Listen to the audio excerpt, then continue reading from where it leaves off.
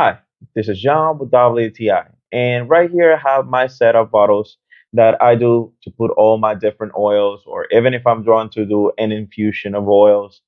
And one of the things that I like the most from here, even though I'm getting over to cook more and more and more, is how I can label them. Because, for example, soybean sometimes may look the same as coconut oil. This is coconut oil, and sometimes I put a little bit in the label here so I can make the difference. And I put coconut oil. Right now, it doesn't have it. I just put it right now with this one. But with the other ones that I have soybean, or even if I have olive oil or any other type of oil that I want to do an infusion in.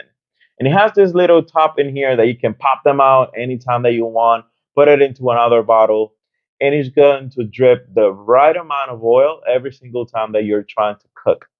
So not this huge load of oil that when you nice touch, one, two, three, put your dressings, and it will be so convenient for you.